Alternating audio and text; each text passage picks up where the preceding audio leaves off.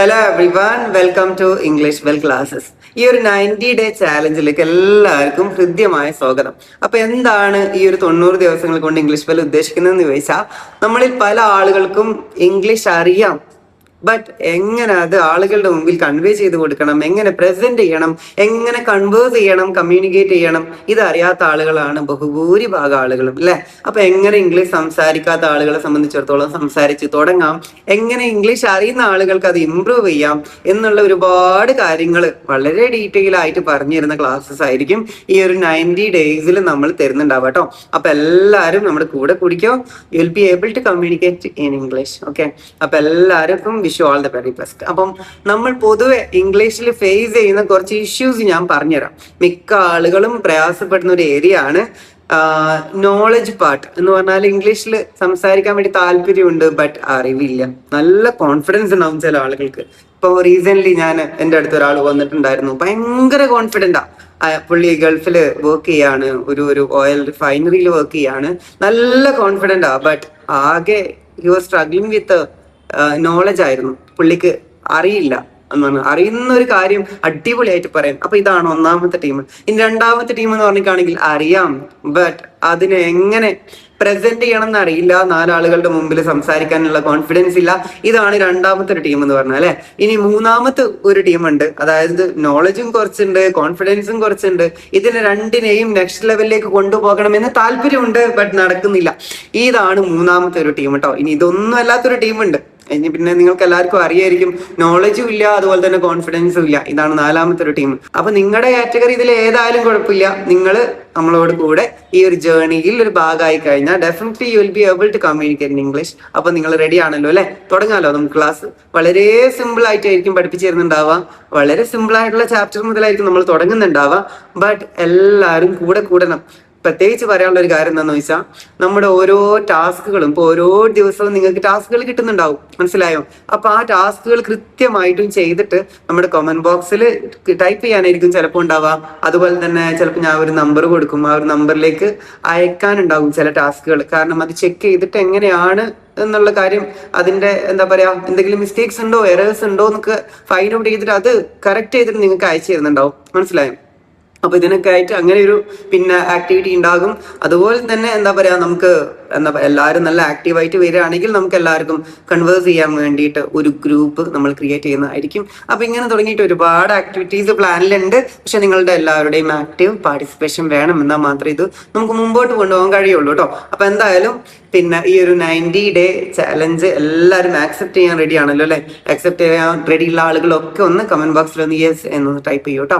അപ്പൊ ഒന്നാമത്തെ ക്ലാസ്സിലേക്ക് നമ്മൾ കടക്കുന്നതിന് മുമ്പായിട്ട് ഒറ്റ കാര്യം കൂടി പറയാനുള്ള ഒരു സംഭവം എന്ന് വെച്ചാൽ, നിങ്ങൾക്കറിയാലോ, ഞാൻ നേരത്തെ പറഞ്ഞ പോലെ നമ്മൾ സ്ട്രഗിൾ ചെയ്യുന്ന മെയിൻ ആയിട്ടുള്ള സംബന്ധിച്ച കോൺഫിഡൻസ് ആണ്, മനസ്സിലായോ? ഈ കോൺഫിഡൻസ് എന്ന് പറഞ്ഞിട്ടാണെങ്കിൽ നമുക്ക് നല്ല ആത്മവിശ്വാസം പിന്നെ അപ്പം നേരത്തെ ഞാൻ പറഞ്ഞല്ലോ, നമ്മളെല്ലാവരും പിന്നെ ഏറ്റവും കൂടുതൽ പ്രയാസപ്പെടുന്നത് കോൺഫിഡൻസിലാണ്, അതായത് ആത്മവിശ്വാസം ഇല്ല എന്നുള്ള സംഭവത്തിലാണ്, മനസ്സിലായോ? നമ്മുടെ മൈൻഡ് ഭയങ്കരമായിട്ട് സ്ട്രോങ് ആവണം പഠിക്കാൻ വേണ്ടിയിട്ട്. എനിക്ക് പറ്റും എന്നുള്ള രൂപത്തിലേക്ക് നമ്മുടെ ഹൃദയവും നമ്മുടെ മൈൻഡും നമ്മുടെ കൂടെ വരുമ്പോൾ മാത്രമേ നമുക്കൊരു സെൽഫ് കോൺഫിഡൻസ് വരുള്ളൂ കേട്ടോ. അപ്പൊ എന്തായാലും ഇതിൽ അറ്റൻഡ് ചെയ്യുന്നതോടുകൂടി എനിക്ക് ആ ഒരു എനർജി കിട്ടും എന്നുള്ള ആ ഒരു 100% ഒരു സെൽഫ് കോൺഫിഡൻസോട് കൂടി എല്ലാവരും ഇരിക്കുക കേട്ടോ. അപ്പൊ ഒന്നാമത്തെ ക്ലാസ്സിലേക്ക് നമ്മൾ കടക്കാൻ വേണ്ടിയിട്ട് പോവാണ്. ഒന്നാമത്തെ ക്ലാസ്സിൽ ഞാൻ പഠിപ്പിക്കാൻ വേണ്ടി പോകുന്നുണ്ടാവാം ആം എന്നതിന്റെ യൂസേജ് ആണ്. വളരെ സിമ്പിൾ ആയിട്ടുള്ള ഒരു ഏരിയ ആണ് കേട്ടോ ഇംഗ്ലീഷിൽ ആം, ഈസ്, ആർ എന്നൊക്കെ പറയുന്നത്. അതായത് ഏതൊരു കാര്യവും ആണ് എന്നോ ചെയ്യുകയാണെന്നോ പറയാൻ വേണ്ടിയിട്ടാണ് നമ്മൾ ആം യൂസ് ചെയ്യുന്നത്. ഒരു എക്സാമ്പിൾ പറയുകയാണെങ്കിൽ, ഐ എം സിറ്റിംഗ്, ഞാൻ ഇരിക്കുകയാണ്. ഐ എം ഗോയിങ്, ഞാൻ പോവാണ്. I am singing a song, ഞാൻ ഒരു പാട്ട് പാടാണ്. I am watching T V, ഞാൻ ടി വി കാണുകയാണ്. I am making cup of tea, ഞാനൊരു കപ്പ് ചായ ഉണ്ടാക്കുകയാണ്. I am going to my office, ഞാൻ ഓഫീസിലേക്ക് പോവാണ്. ഐ എം പിക്കിംഗ് കോൾ, ഞാനൊരു കോൾ എടുക്കുകയാണ്. I am trying to find out the answer, ഞാൻ ആൻസർ കണ്ടെത്താൻ വേണ്ടി ട്രൈ ചെയ്യാണ്. ഇങ്ങനെ തുടങ്ങിയിട്ട് ലോകത്ത് ഏതൊരു കാര്യം ഞാൻ ചെയ്യുകയാണെന്ന് പറയാൻ വേണ്ടിയിട്ട് നിങ്ങൾക്ക് എന്ത് യൂസ് ചെയ്യാൻ വേണ്ടിയിട്ട് പറ്റും? ആം യൂസ് ചെയ്യാൻ വേണ്ടി പറ്റും. ഫോർ എക്സാമ്പിൾ പറയുകയാണെങ്കിൽ ഞാൻ ചോദിക്കട്ടെ നിങ്ങളോട്, അതായത് വാട്ട് ആർ യു ഡൂയിങ്, നിങ്ങൾ എന്താണ് ചെയ്യുന്നത്? പറ നിങ്ങൾ ഓരോരുത്തരും എന്താ ചെയ്യുന്നത്? ഇരിക്കുകയാണ് അല്ലെ. ഐ എം സിറ്റിംഗ് എന്ന് പറഞ്ഞാൽ മതി, എന്നെ കേൾക്കുകയാണ് അല്ലെ. I M listening to mister Ashif എന്ന് പറഞ്ഞാൽ മതി. പിന്നെ നിങ്ങൾ കിടക്കുകയാണോ? അങ്ങനെയാണെങ്കിൽ ഐ എം ലേയിങ് ഡൗൺ എന്ന് പറഞ്ഞാൽ മതി. ഞാൻ നിലത്ത് കിടക്കുകയാണെന്ന് പറയാൻ വേണ്ടിയിട്ട്. മനസ്സിലായോ? അല്ലെങ്കിൽ I M laying on the bed എന്ന് പറഞ്ഞാൽ മതി, ഞാൻ ബെഡിൽ കിടക്കുകയാണെന്ന് പറയാൻ വേണ്ടിയിട്ട്. ക്ലിയർ ആണോ? അപ്പം നിങ്ങൾ എല്ലാവരും എന്നെ ശ്രദ്ധിച്ച് കേൾക്കുകയാണല്ലോ. അതുകൊണ്ട് തന്നെ I M listening to you എന്ന് പറഞ്ഞാൽ മതി. അപ്പോൾ ഞാൻ ഒന്നുകൂടി ചോദിക്കട്ടെ, what are you doing now? നിങ്ങൾ ഇപ്പൊ എന്ത് ചെയ്യാണ്? Give me an answer. I M listening to you എന്ന് പറഞ്ഞാൽ മതി. മനസ്സിലായോ? അപ്പൊ ലോകത്ത് ഏതൊരു കാര്യവും ഇപ്പൊ ചെയ്യാണെന്ന് പറയാൻ വേണ്ടി നമ്മൾ യൂസ് ചെയ്യേണ്ട ഇംഗ്ലീഷ് വേർഡ് എന്താ? ആം ആണ്. മനസ്സിലായോ? അപ്പൊ ഞാൻ ചെയ്യാണെന്ന് പറയാൻ വേണ്ടി ഐ എം എന്ന് പറഞ്ഞാൽ മതി. അപ്പൊ ഇതിന്റെ കൂടെ എപ്പോഴും എന്ത് വരും?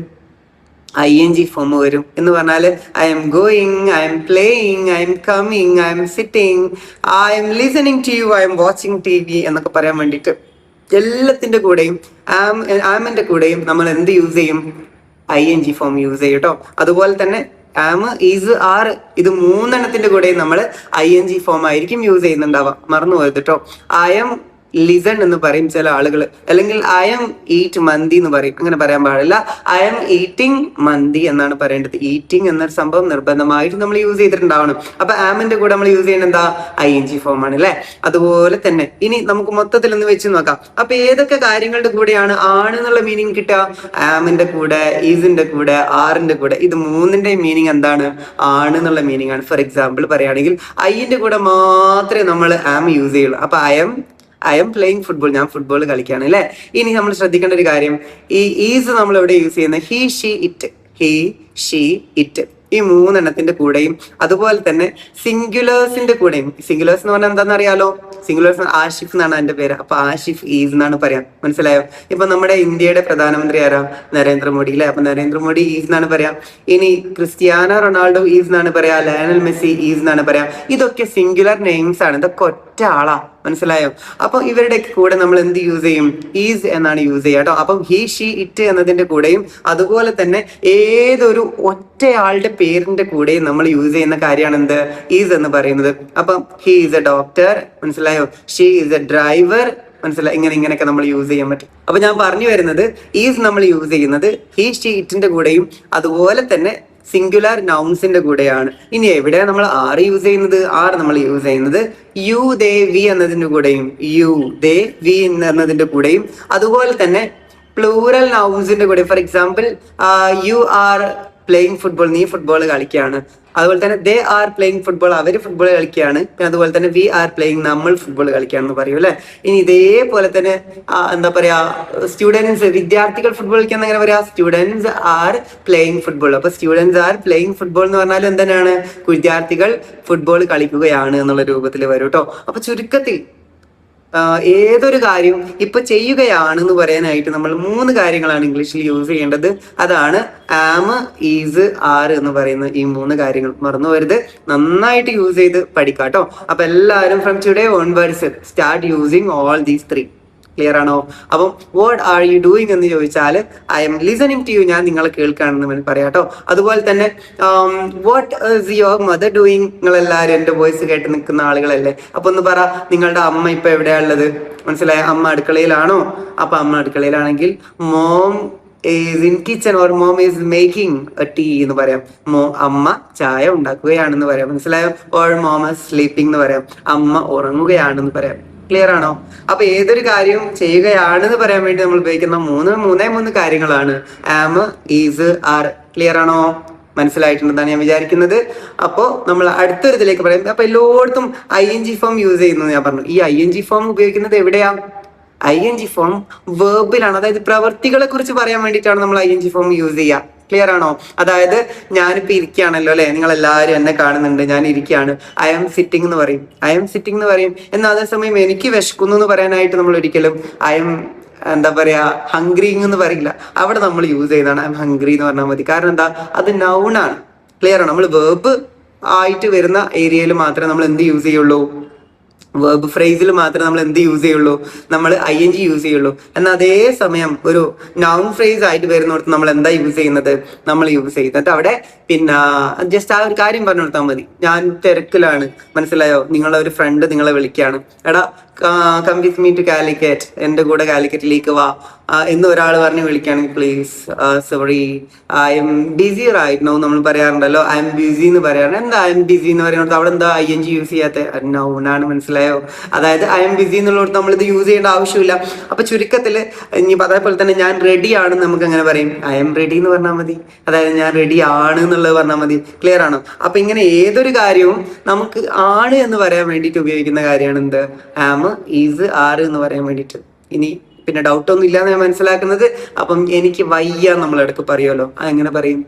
I am tired. മനസ്സിലായി? ഞാൻ ക്ഷീണിച്ചു എന്ന് പറയാനുള്ള ഇംഗ്ലീഷാണ് ഐ എം ടയേർഡ് എന്ന് പറഞ്ഞാൽ മതിട്ടാ. ഈ ഐ എം ടയേർഡ് എന്നുള്ളതിന്റെ വളരെ പുതിയൊരു അഡ്വാൻസ്ഡ് ഇംഗ്ലീഷ് വേർഷൻ ഉണ്ട്, അതുകൂടി ഞാൻ പറഞ്ഞുതരാം. നിങ്ങൾക്ക് ചിലപ്പോൾ ഹെൽപ്ഫുൾ ആവും ഇത് യൂസ് ചെയ്യാൻ വേണ്ടിയിട്ട്. ഒന്ന് ട്രൈ ചെയ്ത് നോക്കട്ടോ. അതാണ് I am worn out, WORNOUT. Okay, I am worn out എന്ന് പറഞ്ഞാൽ എനിക്ക് തീരെ വയ്യ, ഞാൻ ആകെ ക്ഷീണിച്ചിരിക്കുകയാണെന്നുള്ള രൂപത്തിൽ നിങ്ങൾക്ക് എന്ത് ചെയ്യാൻ പറ്റും, നിങ്ങൾക്ക് യൂസ് ചെയ്യാൻ വേണ്ടിയിട്ട് പറ്റും. അപ്പൊ എല്ലാവരും ഇന്നത്തെ ക്ലാസ് ശ്രദ്ധിച്ച് കേട്ടിട്ടുണ്ടാകും എന്നാണ് ഞാൻ മനസ്സിലാക്കുന്നത്. നമ്മൾ ഇന്ന് വളരെ സിമ്പിൾ ആയിട്ടുള്ള ടോപ്പിക്കാണ് പഠിച്ചത്. ഈസ്, ആറ് ഇത് വെച്ചിട്ട് എങ്ങനെ പ്രാക്ടീസ് ചെയ്യണം, ഇത് എങ്ങനെ യൂസ് ചെയ്യണം എന്നുള്ളതിന്റെ വളരെ സിമ്പിൾ ആയിട്ടുള്ള ഒരു ചാപ്റ്റർ ആണെന്ന് പഠിച്ചത്. അപ്പൊ എല്ലാവരും ഇത് മൈൻഡിൽ ശരിക്കും ഉണ്ടാവട്ടെ, നന്നായിട്ട് പ്രാക്ടീസ് ചെയ്യാൻ വേണ്ടിയിട്ട് ശ്രമിക്കുക. ഓക്കെ, അപ്പൊ ഇനി ലാസ്റ്റ് വളരെ പ്രധാനപ്പെട്ട ഒരു ഏരിയയിലേക്ക് നമ്മൾ കിടക്കുകയാണ്. നമ്മുടെ എല്ലാ ദിവസവും ഈ ഒരു ക്ലാസ്സിന്റെ ഭാഗമായിട്ട് ഈ ഒരു Q&A സെഷൻ ഉണ്ടാകും. Q&A സെഷൻ അല്ല, ആക്ച്വലി ഞാൻ നിങ്ങളോട് കുറച്ച് കാര്യങ്ങൾ ചോദിക്കും. നിങ്ങൾ അതിന് എന്ത് ചെയ്താൽ മതി? വെറുതെ എന്ത് ചെയ്താൽ മതി?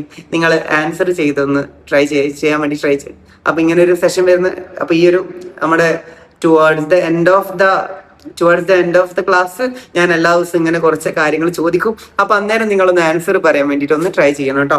Alright, what are you doing? നിങ്ങൾ എന്താ ചെയ്യുന്നതെന്നൊന്ന് പറ. ഇരിക്കുകയാണോ? ഐ എം സിറ്റിംഗ് എന്ന് പറഞ്ഞാൽ മതി. നിൽക്കുകയാണോ? ഐ എം സ്റ്റാൻഡിംഗ് എന്ന് പറഞ്ഞാൽ മതി. ഓക്കെ, വാക്ക് ചെയ്യണോ? ഐ എം വാക്കിംഗ് എന്ന് പറഞ്ഞാൽ മതി. അപ്പൊ ഓൾറൈറ്റ്, മനസ്സിലായോ? അപ്പോ നിങ്ങൾ ഇപ്പൊ കിടക്കാന്ന് വിചാരിക്കും, സപ്പോസ്. ക്ലിയർ ആണ്? അല്ലെങ്കിൽ വേണ്ട, നിങ്ങൾ അടുക്കളയിൽ പിന്നെന്താ പറയാ, യു ആർ പ്രിപ്പയറിങ് ഫുഡ്, നിങ്ങൾ ഭക്ഷണം ഉണ്ടാക്കാന്ന് വിചാരിക്കും കേട്ടാ. ഓക്കെ, അപ്പൊ ഞാൻ നിങ്ങളോട് ചോദിക്കാം, പിന്നെ നിങ്ങൾ കളിക്കുകയാണോന്ന് ചോദിക്കാം. ഓക്കെ, അപ്പൊ നിങ്ങൾ എങ്ങനെ ആൻസർ പറയും? Are you playing? No, I M not playing. ഞാൻ കളിക്കല്ല. I am preparing food. ഞാൻ ഫുഡ് ഉണ്ടാക്കുകയാണ്. ക്ലിയർ ആണോ?